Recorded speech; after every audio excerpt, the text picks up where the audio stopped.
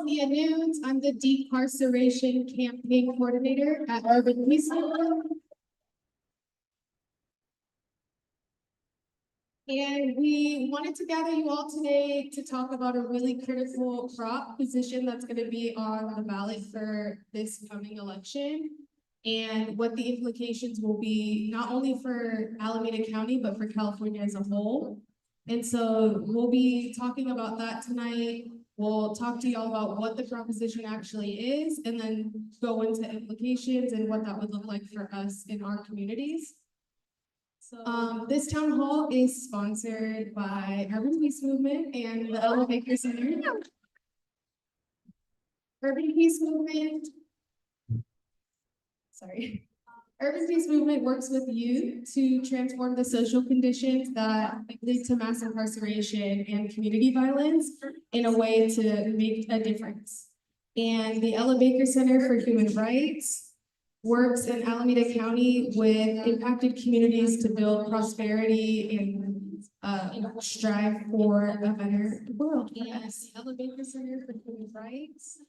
With that being said, we have some longstanding work in Alameda County, so it gives us a firsthand look at the implications of propositions like Prop 36.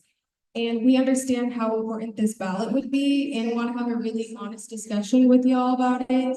And so before we really get into the nitty-gritty of everything, I'm gonna invite James from the Ella Baker Center, who is the Director of Policy and Programs.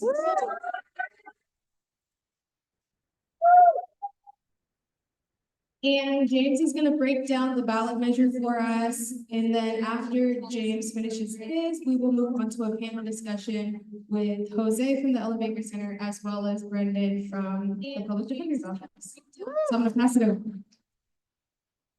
Thank you, Cynthia. Did everybody hear me okay? All right. Really appreciate everyone coming out today, engaging about this ballot initiative about Proposition 36. I'm going to give a quick overview of Prop 47 and Prop 36 and kind of like ground us in how we got here today. About this ballot. And want to shout out Norma, who is, I think, oh, you're supporting with the slide presentation. You go to the next one. Thank you. So there are a number of tough on crime laws that passed in the 80s and 90s that resulted in a significant prison boom in California that culminated in the early 2000s. In 1984, I think that there were 12 prisons in the state of California. By 2006, there were more than 30. Population jumped from about 35,000 people incarcerated to at its peak in 2006, over 173,000 people were incarcerated. And people were packed into prison cells and into every space that prisons had. And I'm talking triple bunks, hundreds of people in day rooms, thousands of people in gyms, packed in like sardines. And it resulted in California Supreme Court deeming our prison system cruel and unusual punishment. The governor at the time, Governor Jerry Brown, appealed all the way to the Supreme Court. And when he was not able to overcome the situation when they refused to accept that level of overcrowding within our prisons, they began the work of decarceration. So from the 80s into the 2000s, our population boomed by over 200%, 2,000%. In addition to the tough on crime laws that were peaking in the early 2000s and that California was seeing the impact of, there was also a national conversation happening in 2013 and 2014 that I'm sure a lot of people remember. In 2013, Trayvon Martin was murdered in Florida because someone thought he was looking suspicious. He had just come from a convenience store, and George Zimmerman thought he looked suspicious and killed him. 2014, summer of 2014, Eric Garner was killed in New York City for a misdemeanor for selling loose cigarettes. And a month later, Michael Brown was killed in my hometown of Ferguson, Missouri, after he was accused of shoplifting by Darren Wilson, another police officer. We were in a situation in the state where it was becoming clear to anyone who was paying attention that misdemeanors could disproportionately kill Black and brown people. That it was not a small thing to have an encounter with the police for any reason. And as a community, we needed to do something and start to change things. It was in that context in 2014 that the Safe Neighborhoods and School Act, also known as Prop 47, was passed. And it won by like 60 to 40%. It passed overwhelmingly. And it didn't do a lot, but what it did do was it reduced the number of people incarcerated by shifting some things that had previously been felonies, low-level thefts, low-level crimes to misdemeanors. Changed a few drug laws from felony to misdemeanors. It also took the savings, and it resulted in hundreds of millions of dollars in savings. It took those savings and shifted them back into the communities. They went into public schools to prevent school violence. They went into drug programs. They went into mental health support for people in the community. And counties began to rely upon the services that they were offering. For the next 5, 6 years, things were continuing to progress along that lines. But I do want to say that starting in 2014, law enforcement began opposing Prop 47 instantly. They continued to be against it from day one. They did not like their resources being diverted back into the community. They wanted to grow, they wanted to keep growing. It's a machine that always wants to grow, and it relies upon incarceration to do that. In 2014, Californians voted in support of Prop 47. They saved hundreds of millions of dollars and diverted hundreds of thousands of people away from prisons over the course of the next 10 years since it's passed. In 2020 and 2021, the narrative started to shift. We can move on and past this one as well. These are some of the things that the $800 million in Prop 47 diverted and saved and pulled out of the prison system and out of law enforcement. These are some of the things that it funded: workforce development and training, K-12 violence prevention, victim services, housing and homeless prevention, substance use and mental health treatment. These are some of the things that it funded. Workforce 2020. K-12 media started demonizing a lot of petty level, street level crime in order to, which created an opportunity for law enforcement, retailers, and other interested parties to start to gain traction to overturn Prop 47 finally. And I would just want to note that from 2014 to 2020, crime continued to decrease. Prop 47 has been a net good. It has worked. It has fulfilled its premise of safer neighborhoods and safer schools. But there's more to do. We could double down on it. We could triple down on it. However, in the wake of Prop 36, or in the wake of 2020, when our social net began failing, when retailers were up against it, right? And I'll just say they are in a struggle for an existential struggle for their own existence. Brick and mortar is in many ways being threatened by online shopping. And in 2020, a lot of brick and mortar stores were facing challenges that they never faced before. They were not bringing in the type of revenue that they were used to bringing in. And they started looking around for a scapegoat. And that scapegoat were Black and brown people that they accused of shoplifting, stealing, affecting their bottom line. We can go to the next slide. So in the wake of that, retailers, law enforcement, other corporations found common interest and came together to fund Prop 36. They call it the homelessness. Can we go back one slide? They call it the Homelessness, Drug Addiction, and Theft Reduction Act. The proposition doesn't address homelessness. If anything, it's going to make being unhoused worse. It's going to lead to more increased people being unhoused. It calls for longer prison sentences for low-level fentanyl and theft offenses and reduces funding for community treatment and services. So all of those resources that have been going to our counties, that have been going to our communities, They want to divert it right back into the prison system, and they want to divert it right back into locking people up, incarcerating people for multiple years for often small offenses. So for instance, there's a scenario in which shoplifting will lead to a person going to prison for 3 years because it will elevate certain shoplifting offenses to felonies. Next slide. Prop 36 is well funded by a really big lobby. Walmart, Home Depot, Target, law enforcement, retailers, law enforcement have come together in order to finance a return to tough on crime policies that we were working to dismantle. Prop 36, we can go to the next slide, would, over the next 10 years, it's estimated that it would incarcerate 1.5 million people back into our prison systems and our jail. And it's estimated that it will cost us, you go to the next one, over $1 billion. It's going to take money from the most successful drug treatment and homeless prevention programs in the state. It's going to take $300 million away from people who survive, who are victims of crime. And it's going to defund school-based prevention programs by more than $10 million. It is literally taking money out of our community and pouring it back into the prison system. You go to the next slide. Prop 36, they call it the Homelessness Reduction Act.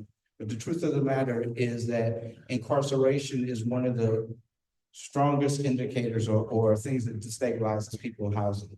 It's tough to get out of prison after 5, 10, 15 years, go serve 3 years because you shoplifted and then be released with $200 and told to go find a home. It creates an insurmountable barriers to people who are trying to come home. And another thing that this act will do is that it criminalizes and increases penalties for people who are struggling with drug use.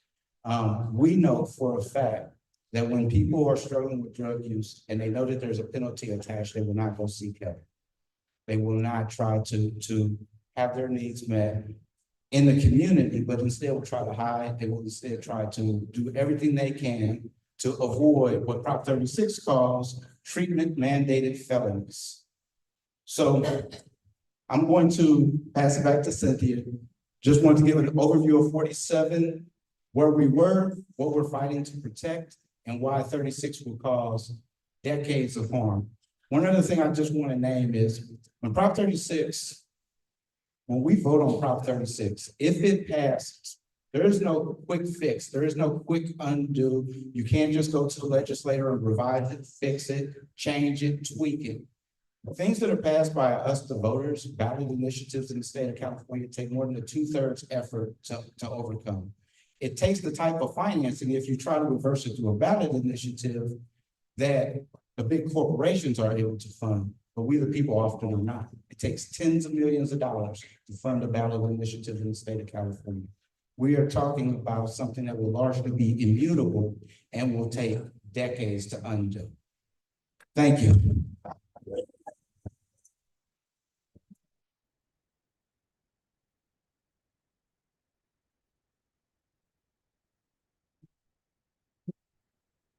So we're gonna move into our panel discussion now, and I'm gonna start by introducing Brendon Woods. Brendon Woods is the Alameda County Public Defender. He was first voted in 2012 and is the first ever Black public defender in Alameda County history. Brendon began his career in Alameda County and has been here ever since, straight from law school. Brendon leads a team of over 200 staff members, all public defenders at heart, consisting of over 110 lawyers, support staff, investigators, social workers, immigration attorneys, and more. This office truly has some of the brightest and most dedicated people. Brendon is a tireless advocate for criminal justice reform, fighting systemic racism, and working to end mass incarceration. We're deeply honored to have him here today to discuss Prop 36 with us.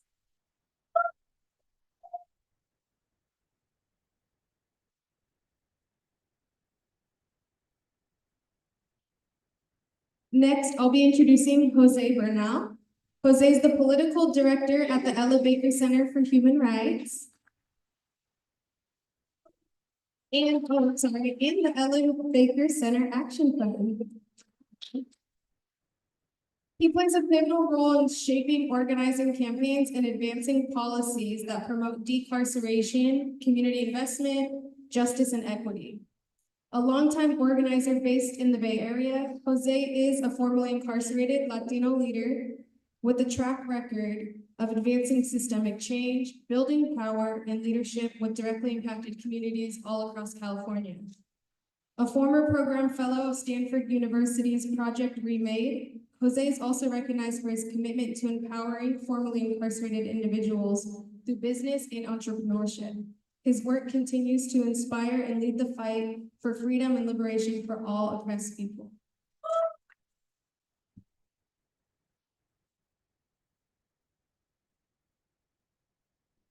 So before we get into the questions, we have questions that we'll be asking, but you will have an opportunity to ask questions. So if anyone is interested, Aces over here, who's our intern, will be walking around with some index cards and pens for anyone to write down some questions. Due to time limitations, we will only be able to answer a few, but we can keep those and maybe answer them after or hit you up after too. Okay, so with that said, our first question is for Jose. Can you tell us more about who's behind Prop 36, who's funding it, who's supporting it, and why it matters? Yeah, thank you, Cynthia. And thank you, James, my colleague, who just broke it down a little bit. You heard a little bit about it, its history, where it comes from. But I think something that's really important that we have to take note of is who's behind it, who's supporting it. Because without those funds, without those dollars, we wouldn't be looking at Prop 36 right now. And so right now, collectively, the folks that are pushing Prop 36 have gotten over $15 million in the bank to put Prop 36 on the ballot. And who are the main supporters of it? Who are the ones that are funding it? Walmart just dropped another $1 million last month. Exactly, Walmart, the mega corporation that's notorious for wage theft, that had the audacity to build a Walmart on top of a Native American cemetery. The same Walmart that is currently being sued for wage theft by 1,800 warehouse workers in California is pushing this. Target put 1.5 million behind it. Home Depot put another $1 million. So there's just a lot of big money that's going into this. And it's not by accident. They have an agenda. And again, it's in their interest for us to be incarcerated, for more people to go through the system, for more labor to be exploited, both on the inside of incarceration. Yes, on Prop 6, by the way, let's end forced labor. And on the outside. And again, those are the folks that are supporting it. There's also the Correctional Officers Association that is pushing this, as well as police associations, prosecutors association. And again, this is in their interest for them to push this. It's a false solution. I will also tell you who's against it. Community is against it. The Teachers Association, Teachers Federation is against it. Labor is against it. SEIU is against it. And you know, the community groups that are doing the work on the ground, on the street every day, Urban Peace Movement. Shout out for the Urban Peace Movement. Wonderful organizations like, you know, all throughout the state that are actually doing the work, that are actually working with young people, that are also working with people who are currently incarcerated, who are coming home, and giving them opportunities, providing opportunities for them. And I can speak to that myself as someone who was formerly incarcerated, as someone who's gone through the system. I know the importance it is to have opportunities, to come out and have someone say, hey, Jose, here's a job for you. Jose, I want to make you into a leader. Jose, I want to teach you, you know, how to build yourself up so that you can teach others. That's what's going to keep us safe. And so yeah.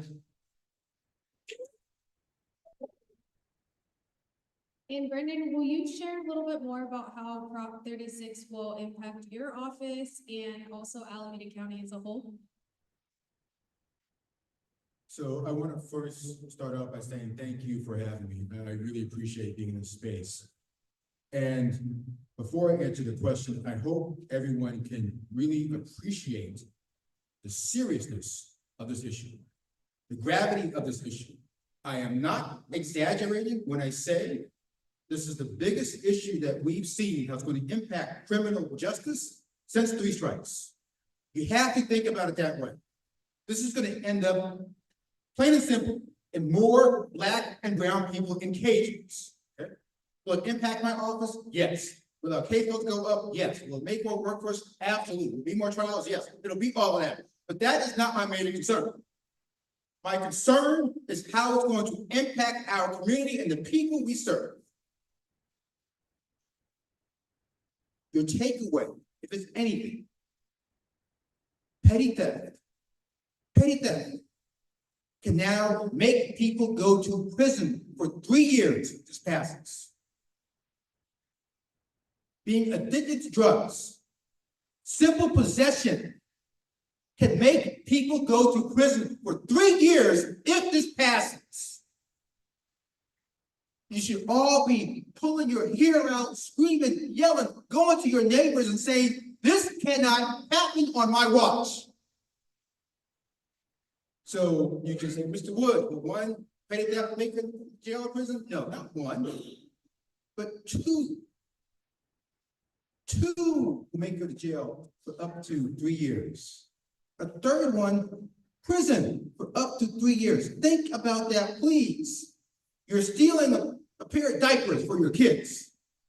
And 6 months later, you go and steal food.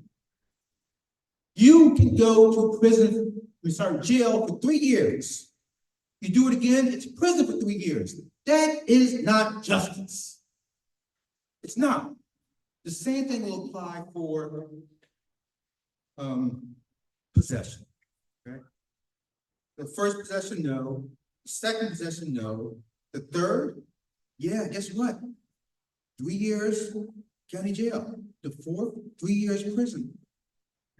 They talk about, we won't send you to prison right away. We'll say you have to go to treatment first. So give you a treatment option. All right. 22 counties in California do not have residential treatment beds. 22 counties. So if there's no treatment available, what's going to happen? Those people will either sit in jail waiting for treatment, or they'll go to jail or prison. They'll serve their time there.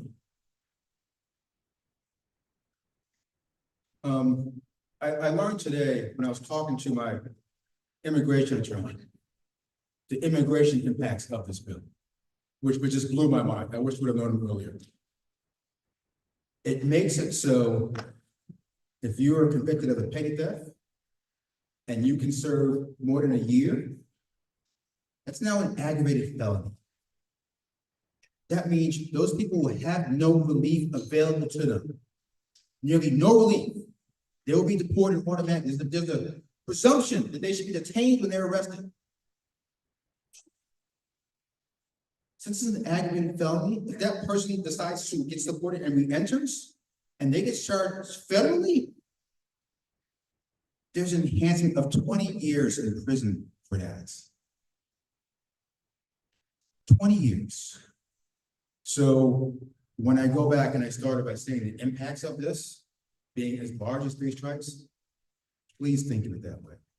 Please leave here, tell your neighbors, tell your friends, tell your kids, tell whoever the hell you have to about how dangerous this bill is. Because polls show when people understand what this bill is going to do, this proposition is going to do, they begin to vote the other way. They begin to side with us. So, thank you.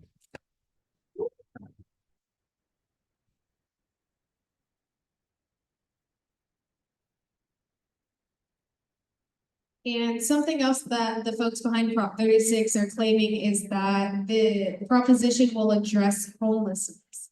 Jose, can you tell us, is this true, and why or what not? So I think that the way that this measure is being presented everything about it is disingenuous. And I think the piece that really strikes me as just blatantly false, and it's even in their name, is that it will somehow address homelessness, because it will actually exasperate it. It will actually make it worse. Now, I will share with you, I grew up in San Francisco. I grew up in the Tenderloin. And when I was a kid, we experienced homelessness. I remember waiting in the family shelter, a line to get a bed with my family. And it's a very hard thing, you know, and mother did everything she could, you know, to put a roof over our head, to put food on our table. And what helped us was, again, resources. What helped us was the ability for my mom to have a living wage job. That's what helped us. Not putting 1,000 more police officers on the street, not putting billions of dollars more into jail, but actually investing in the people, actually investing in the community. And I think one of the things that Prop 36 does, which is scary, which is horrific, is that it takes money away. It takes money. It costs a lot of money to incarcerate people. It costs a lot of money. It costs the state $26 billion a year to incarcerate people in jails and prisons. Let me repeat that again. It costs $26 billion a year in California to incarcerate people in jails and prisons. And so what this would do is would add another $5 billion on top of that every year. What this would do is over the next 10 years, we are looking at $750 million stripped away from our community, stripped away from the things that we direly need. And we're all living in this, we're all living here. We're all in the Bay Area. We all know the cost of living is high. We all know things are insurmountably high. We all know that we're struggling. And the last thing we need is taking away all of the things that actually keep us safe. And so what this does, again, it does the opposite. And I think it was said earlier, and I'll say it again, one of the biggest indicators for someone's housing stability is what impacts them is when they're released from jail. When you take somebody from the community and you put them away for 2, 3, 5, 10, 15, 20 years, and they come out, my colleague said it, $200 in their pocket, that's a recipe for housing instability, recipe for extreme poverty. And so we cannot afford to do that. We cannot afford to look at the numbers, and we're looking at an additional 1.5 million people being incarcerated over the next decade should Prop 36 happen. That is, you know, I think it was said, and I'll say it again. This is a very dangerous ballot measure, and should it pass, you know, we're going to be in for it. We're going to revert back to the 90s tough on crime era, the 90s failed policies that destroyed a lot of families, primarily Black, brown families, and we can't afford to do that. And so again, I think that what this ballot measure does, it does the opposite. It's going to exasperate homelessness. It's going to further create housing instability. And so it's one of the most disingenuous pieces of this ballot measure is that it somehow will address homelessness. The other piece that I want to say is that there is absolutely no new money attached to this ballot measure. It says that it's going to provide treatment. Where is that money going to come from? If anything, it's taking money away from treatment because it costs a lot of money to incarcerate people. But there's no new money attached to this, absolutely zero. And so where is it going to come from? It's not going to come from anywhere. And it's going to exasperate homelessness. Thank you, Jose. On the topic of incarceration, I also want to point out that Alameda County spends nearly $800,000 a year to incarcerate one youth for 1 year. It's $800,000 for one youth for 1 year to be incarcerated in this county. So I also want folks to remember that. And so on the topic of crime, many people are concerned about crime in their communities. People are concerned about smash and grabs, auto thefts, car break-ins, robberies, assaults. Brendon, will you talk to us about like how Prop 36 would supposedly address this? So I think it was 2 weeks ago, I was listening to KQED, and they had pros and cons to people kind of debating Prop 36. Then they had callers call in. and raise their concerns. This one caller called in and said this is why he's voting for Prop 36, because he was in Walgreens and he saw this guy come in with 2 big duffel bags and began to load everything in and he walked out. And then he said, I'm voting for it because, you know, I saw someone come up and steal my neighbor's catalytic converter from their car. And then he said, I'm voting for it because some person came up to my car with a gun and tried to carjack me. This is why he was voting for Prop 36. So I want to be crystal clear. Prop 36 does not address robberies. It does not address carjackings. It does not address assaults. It does not address auto burglary. It does not address smash and grabs. All the images you see in the media about what this bill is going to address, this prop is going to address, it doesn't touch any of them. Any of them. So if you ask me how it's going to help with assaults, it's not. How's it going to help robberies? It's not. How's it going to help with carjackings? It's not.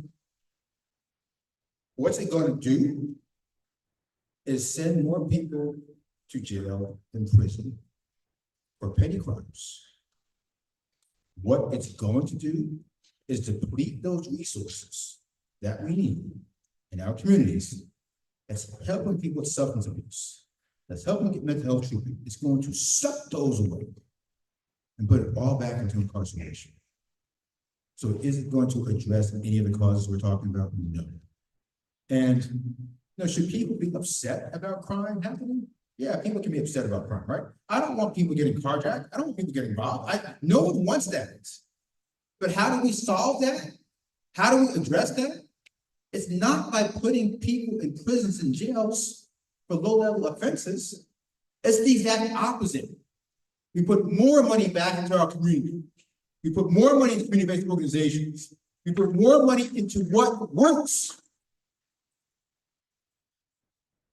Changing people has never made us safer, right?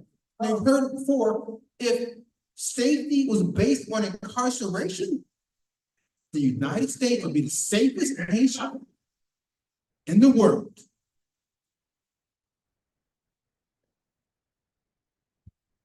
So let's go back and talk about substance use.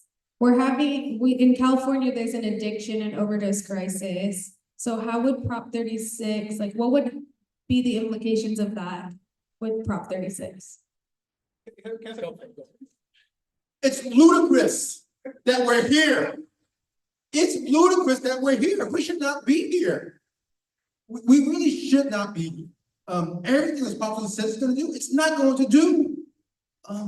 It's this, the right-wing media has, and politicians and businesses have caught the attention of people, right? They're pushing this agenda and it's working. So it's incumbent on all of us to push back against that. Right?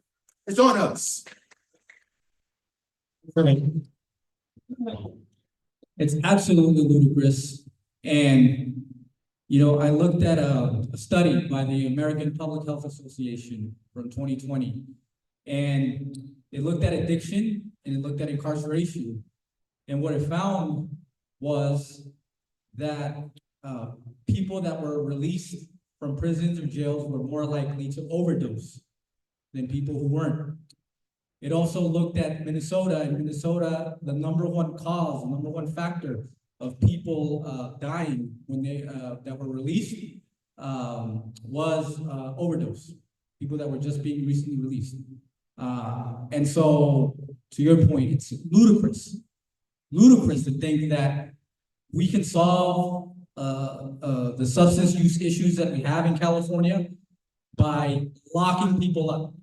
It is a public health issue that requires public health solutions. It doesn't, locking people up is going to do the opposite. Just like I told you about addressing homelessness, it does the opposite with substance use. And I think we need to, first of all, acknowledge and admit that as in the Bay, in the state, in the nation, we have a substance use problem, substance use issues. and they're not being addressed. They're not being addressed. And I should name that one of the chief sponsors of Prop 36, Walmart, has also been found liable for boosting the opioid crisis.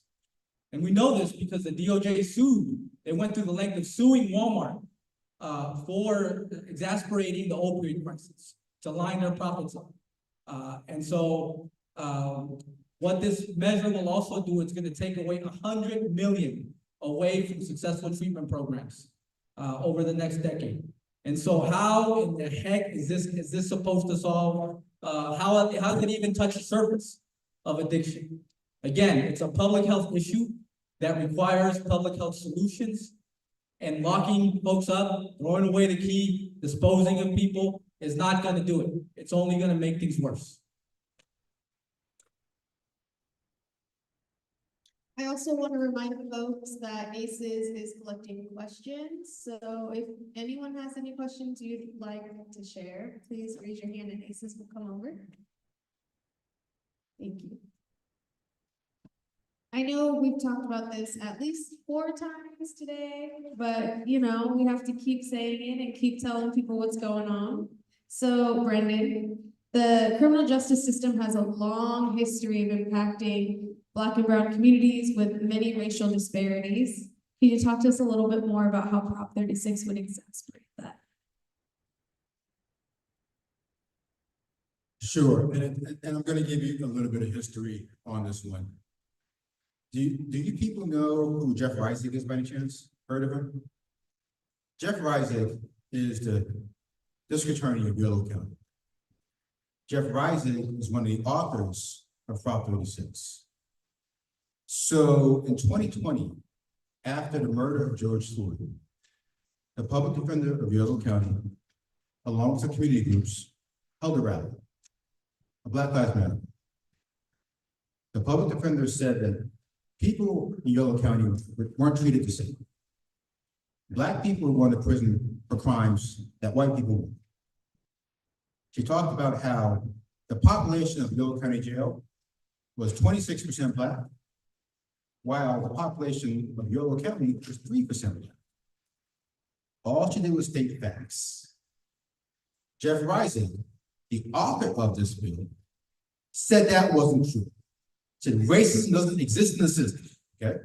He called and demanded her to address these issues publicly. He said that she needed to come and talk and defend her position in front of the board of supervisors. It wasn't true. For any of us in this room, okay? Any of us. But my kids, my kids when they're like, so high, could tell you that racism exists in the criminal legal system. And the author of this proposition denies it. So do you think anything he's written is going to help our situation? Do you think anything he supports is going to make it better for Black and brown people? Impacts. Alameda County, our liberal county, okay, is one of the largest jails in the nation, largest jails in California. The population is lower right now. It hovers right now at about 1,600 people that are incarcerated. Alameda County's jail is 45% Black. The population is 10% Black. There are about 2,300 people in state prisons in Alameda County. It's about 65% Black. So do you think the impacts of this proposition are going to make that worse or better? Common sense. Do you think the people who are going to be most targeted because of this are Black people, brown people? You think that kid in Dublin or Pleasanton who does a couple of petty thefts from Walgreens, think that person's going to go to jail? Up to 3 years prison? Think he's going to even get arrested? How about that happening here in Oakland, right? You can see it happening. 2, 3, stay away, you're in jail. And just from a practitioner point of view, people don't think about the fact that having this large amount of jail time hanging over someone's head, you're gonna get arrested, you're gonna be in jail, can't get out of custody, on the plea bargain, be on probation, they get rearrested. Can't get, you can see how this is gonna happen and play out. So is it going to increase racial disparities? Absolutely. And one thing that people don't talk about, or maybe aren't aware enough of, is that Prop 47, when it passed, actually helped to address some of the racial disparities. Studies have shown that it got the gap closer between the Black people and white people are treated in the system. It got it. It's not perfect. We're not close to where we need to be. We know that, but it got it closer. So Proposition 36 undoes that. We're going to go the opposite. For my, God, it's been a long time. I don't know how many years, how long has I been doing this job? A long ass time. My 26 years, 28 years. It's a long, someone do the math. 28 years with the office. Just, I'm not gonna say 30. I'm not gonna say 30, okay? Don't push me there. I've seen the harms the system inflicts on the Black community. And so someone who's been fighting the system forever, I can tell you with complete credibility, that this is going to make things worse.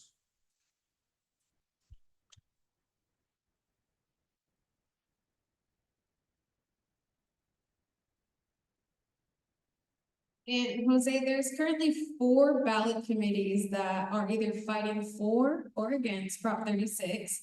Can you break down a little bit what the political landscape looks like right now for Prop 36?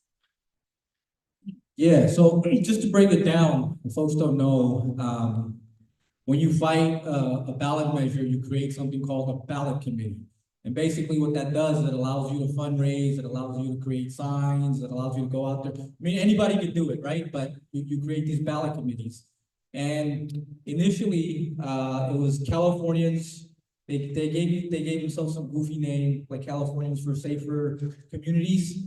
That was the first ballot committee that was pushing Prop 36 that got a lot of money. They did the signature gathering. They got a lot of money from Walmart, Target. And then something happened. Out of that group, they split, and there was another group that was created that was called another goofy name, Common Sense for Safety. For Yes on 36. And what happened was that there were a lot of lawmakers, many Democrats, lawmakers, who didn't want to be associated with no longer with that committee, which also included a lot of law enforcement and the Republican Party. And so they didn't want to associate themselves with that. And so they created this new committee. This was recent. A lot of these same lawmakers were the same lawmakers that just 4 years ago were taking a knee for George Floyd. But of course, here they are, right, with the times. And so what we did on the other end is there are 2 committees as well. And one is our Allies and Friends Communities United Against Prop 36, which is being led by Californians for Safety and Justice, CSJ. We work really closely with them. They're definitely moving, advancing. They're definitely doing everything that we can. And we meet with them weekly. We decided to create one too. When I say we, is the Ella Baker Center Action Fund, along with our partners, Peace Movement, one of them, Initiate Justice Action, a lot of grassroots community groups. We decided to also create a committee to lead a grassroots effort. And so the idea was that we were going to support our allies at Californians United Against Prop 36. And we were going to really push the ground game. We were really going to push the grassroots game. And that's what we've been doing. And that's why we're here having a town hall. And we have upcoming canvassing dates. We have upcoming phone banking dates. Please sign up before you leave. Please sign up because we're going to need everybody. And the other side has collectively raised over $15 million. We haven't come anywhere near it. Collectively, I think we, EBC Action Fund, I think we're at like 110,000. Again, versus 15 million. We're nowhere near it. And so please sign up. We're gonna need you. We're gonna need you to knock on doors. We're gonna need you to call people. We're gonna need you to hit up your friends, relatives, and talk to the community. What we have found is that, yes, there was recent polling that came out that had us, I'm not even gonna repeat the number, but had Prop 36, basically, us losing significantly. But what that didn't tell you is that, when you actually talk to people, when you look at polling, that where people actually hear what it is and actually learn what it's gonna mean and the cuts it's gonna mean, it moves closer to the center, it moves closer to the middle. And so we have a shot, we have a real shot at pushing back and at defeating this. This is a David and Goliath story, it really is. We're being outspent significantly. And there's nowhere between now and November that we're gonna raise nowhere near, not even half of what the other side has. But what we do have is you. What we do have is the righteousness of truth on our side. And what we do have is the fighting spirit of our community, of our people. And that is what we have. We have the trust of the community, and we are going to do everything in our power, everything that we can to defeat this dangerous ballot measure. Thank you.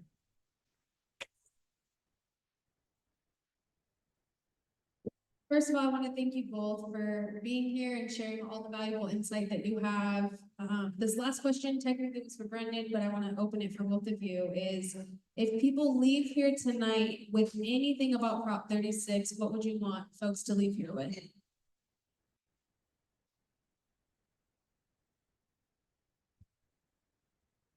If I had a few things that I want you to leave with, it'd be that the proponents of this bill have lied.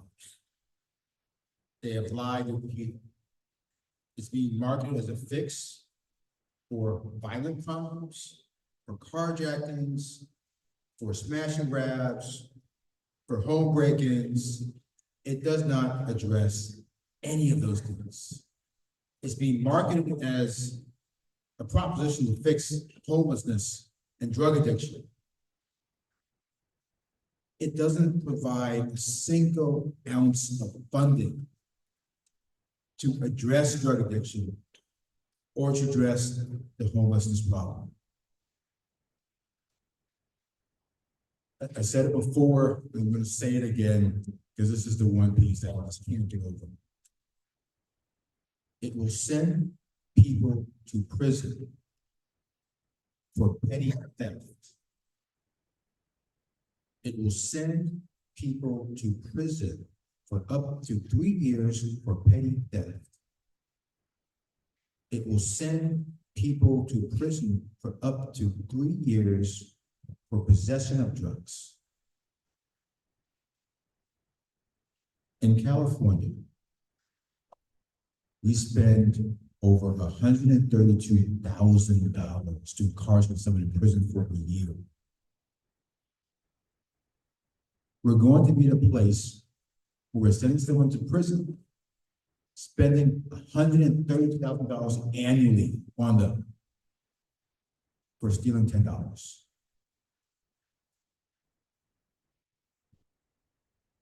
If we had a choice or a way to spend our money wisely, to spend it smartly, to spend it in our communities, that would not be the way any of us would choose.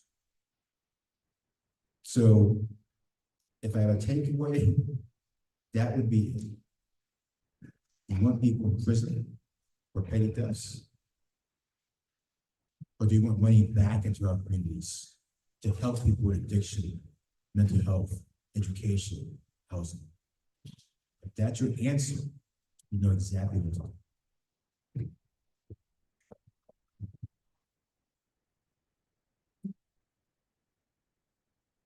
If I could just leave you with anything, I think a lot has already been said, and I can't stress enough how important it's going to be for you to vote, how important it's going to be for you to tell your friends, family, neighbors to vote. For me, I've been organizing for a minute, and very recently I started organizing, doing electoral organizing, doing politics, right? Electoral organizing. And one of the first lessons that I've learned is that oftentimes it comes down to who can get their people to show up to the ballot.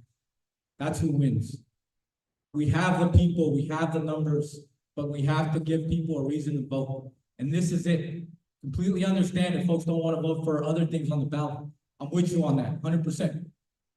But this is it. Give people a reason to vote, tell people to come out, show out, and vote, because we're gonna need every single vote. And so if I leave with anything today, is I hope that you understand the impact that's gonna have, that Prop 36 is gonna have on all of us. How it's not gonna make us any safer, how it's gonna exacerbate homelessness, how it's gonna exacerbate addiction. And the importance for you to vote, and the importance for you to activate, mobilize, organize. Because we really need everyone. We have a month left. And so we really need everybody.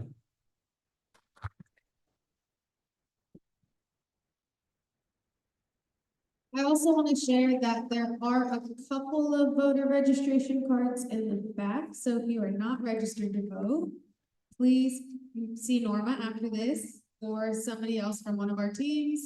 And also check in with your homies, your parents, your kids, anyone you know. If you know a young person who is 17, they technically can pre-register, just saying. As we move into our audience questions, what can we do to impact statewide? Are there phone banks or canvassings that we can participate in? Thanks. Definitely is. We definitely need you. Could folks from Baker please raise your hand?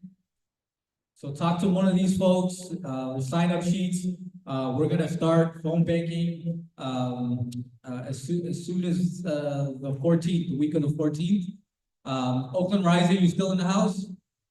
Oakland Rising also doing their thing. Please sign up with Oakland Rising. They're also No on 36. We're gonna be doing canvassing with them on the 26th as well. Come out, it's a lot of fun, you know what I mean? Like, you learn a lot, and you get to talk to the community. And one of the things that I absolutely love in organizing, is talking to people, going out in the community and talking to people. Knocking on doors, calling people, telling them, you know, what this is, explaining to them, and it's something that I'm passionate about. I hope you're passionate about it. It's easier to talk about it when you're passionate. So there absolutely is, so please sign up.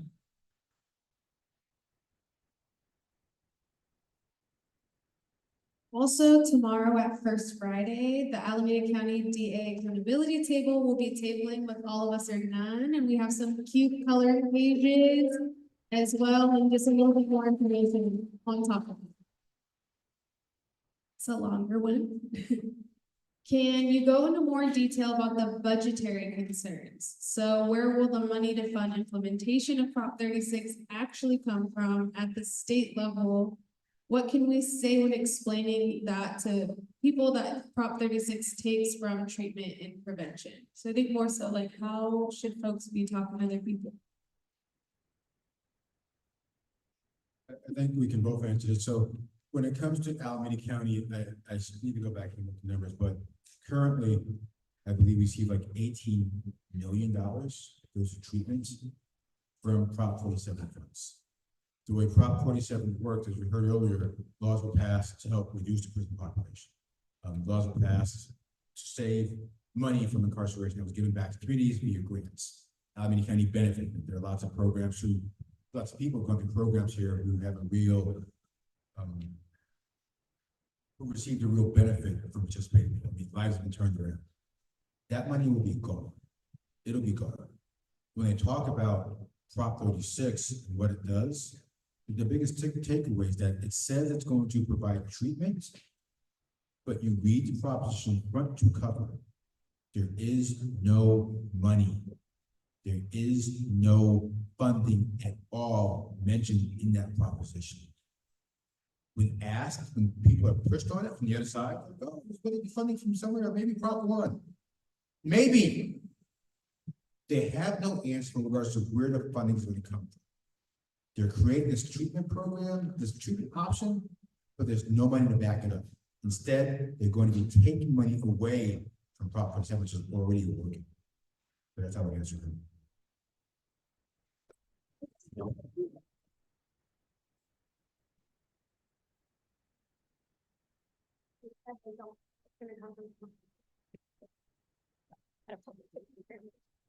So they very specifically have said they very untraditional, sorry. So it looks like the Napa County DA may have been honest. and said, Public safety. public safety committee, and said that there is no funding for it. So they have no plan, no vision, no resources.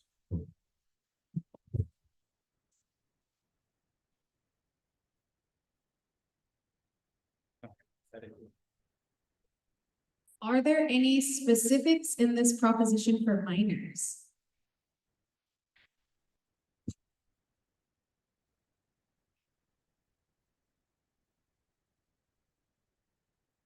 There's nothing that pertains specifically to minors in the proposition.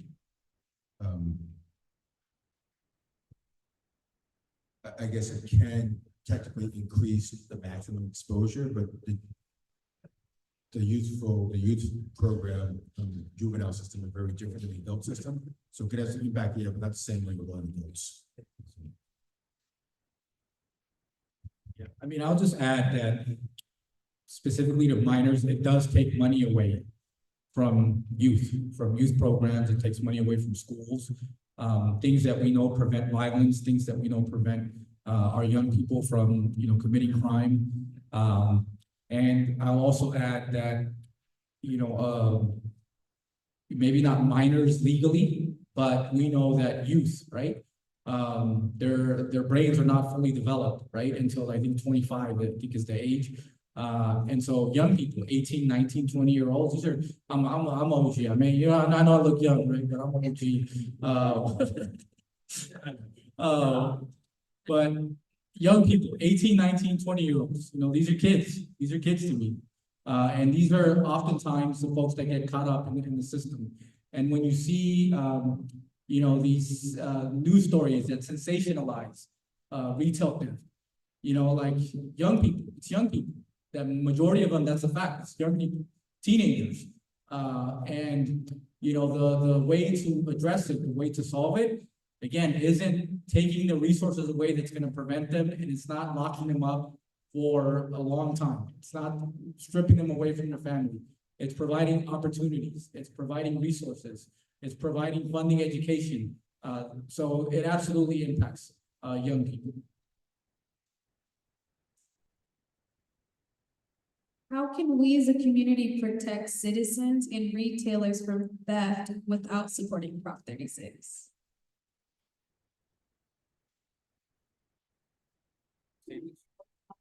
How can we as a community protect citizens and retailers from theft without supporting Prop 36?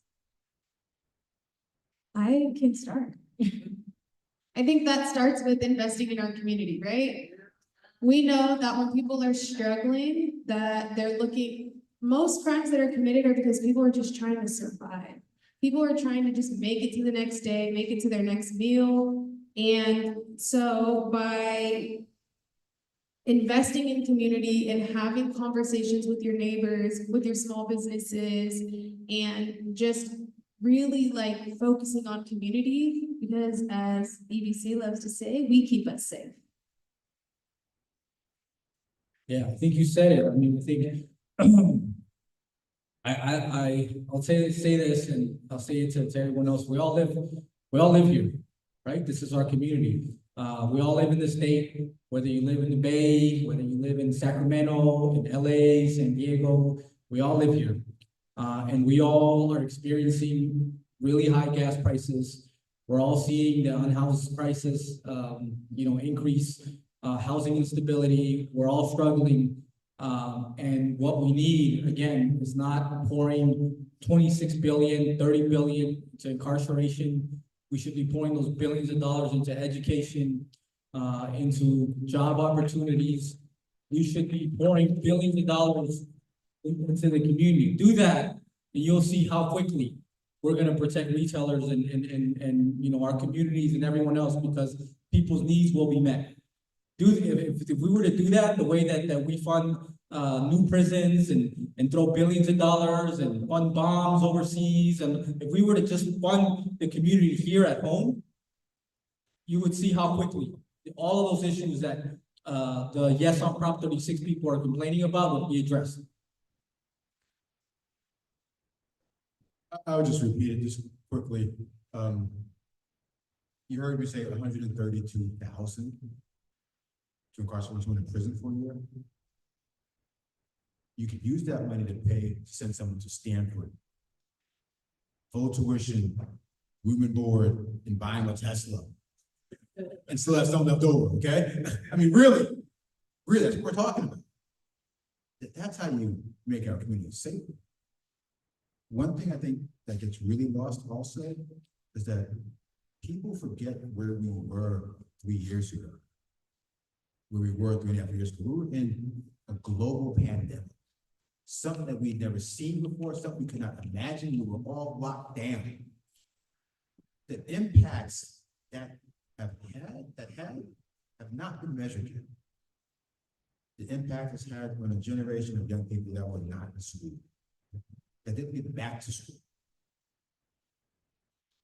The way that it's affected our communities that did not have the resources to start with, that didn't have generational wealth, it's going to hit them hard. So it takes massive reinvestment that should have been there in the first place to get us out of that. So when they're looking at crime statistics that are from 2023, like, yeah, where were we in 2020, 2021? There's going to be an effect from them. Let's put resources into the communities to help with that massive incident that happened to all of us.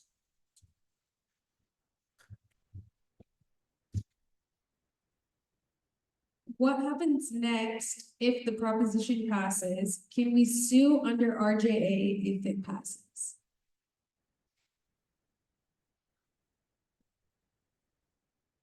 That's a great question.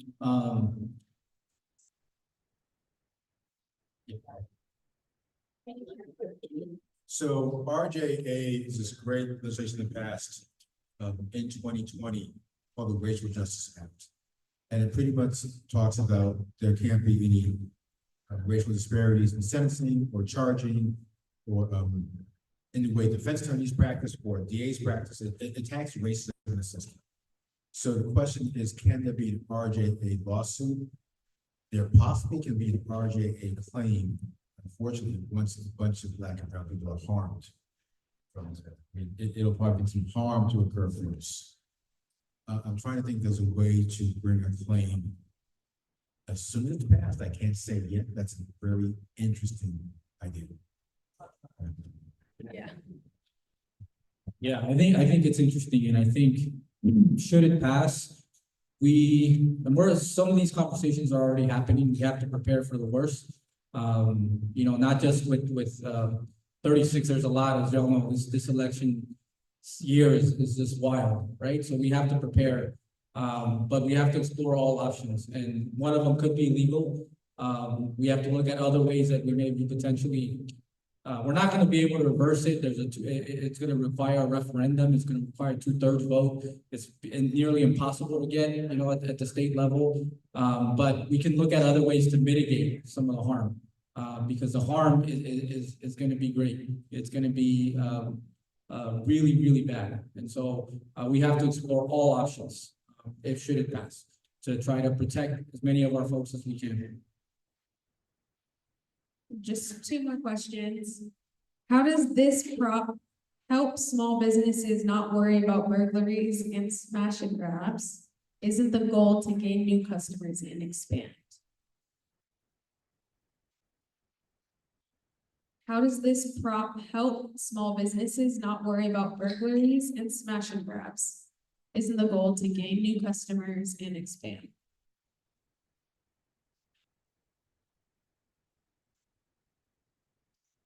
I don't know whose question this is, but I'm gonna rephrase if that's okay. Maybe the question could be, how would Prop 47 prior, what has that helped to do for like small businesses, or what can it continue to do to help small businesses? And how are we helping small businesses from burglaries and smash and grabs? I think I got the question was written earlier, the first one. It won't. It's pretty simple. It won't help. It will not address their concerns at all. It won't address smash and grabs. It won't increase, but it doesn't do anything to help them. It really doesn't. It's like they're being sold this false law that doesn't exist. It's not going to help them in any way, shape, or form. It just won't. And if you think about like smash and grab, the one of what's the other thing that's happening? Smash and grab. It doesn't touch smash and grab the burglaries. They're not mentioned in this legislation. It doesn't come close to those. So yeah, it doesn't address it at all. And if we think about the crimes it does address, you know, the people I represent, they're not thinking about punishment when they're trying to provide for their family. They're not thinking about 3 years of prison hanging over them when they're trying to get some food to eat. They're not thinking about 3 years in prison when they're dealing with an addiction. That's not going to prevent them from committing any of these crimes. So all it's going to do is lead to, as we've said over and over again, more people in prison and jail.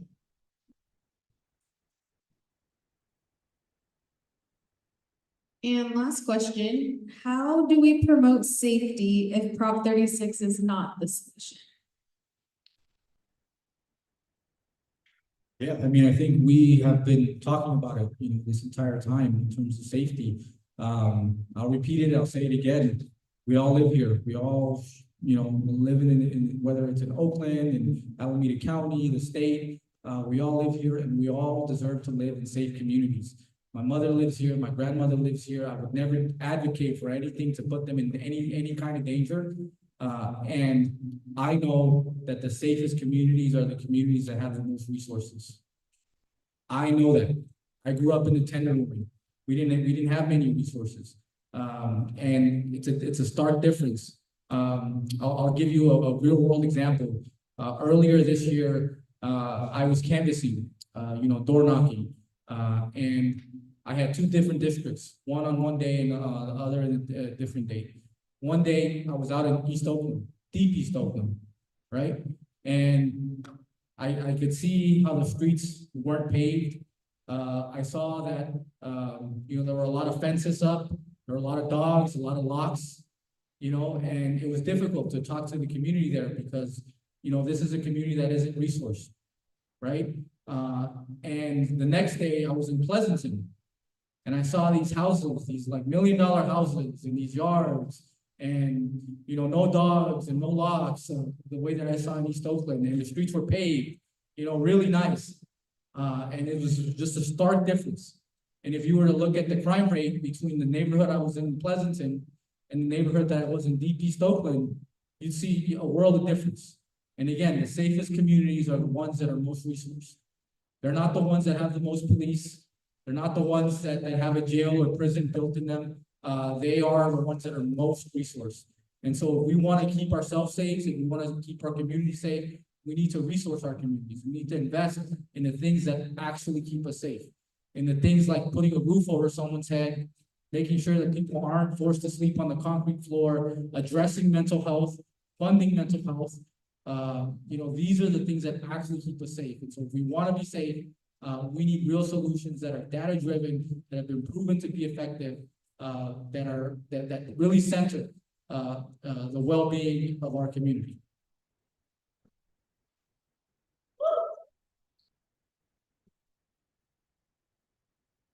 I'm going to keep my answer fairly short.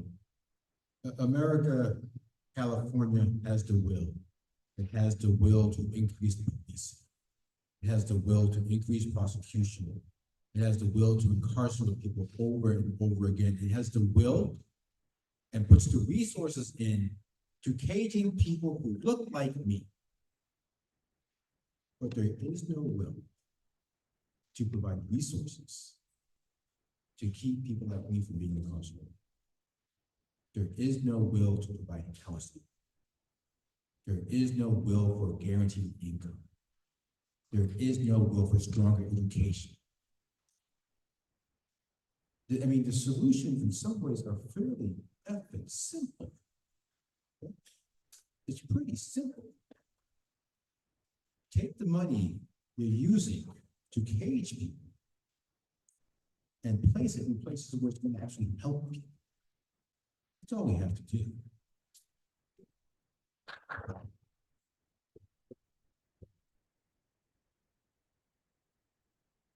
Can we just one more time give it up for Brendon and his own?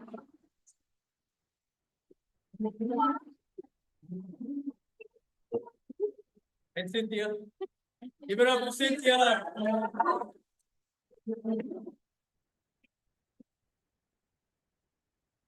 So I just want to say thank you so much for joining us tonight. I hope that you took away a bunch of information and are down to chat with your homies, your neighbors, your tias, your abuelas, all the people, right? And I also just want to again thank our speakers, all our volunteers, our young people back there holding it down, our staff. You know, a special shout out to Urban Peace Movement, Ella Baker Center, the Alameda County Public Defender's Office. Also, a special shout out to Color of Change for helping sponsor this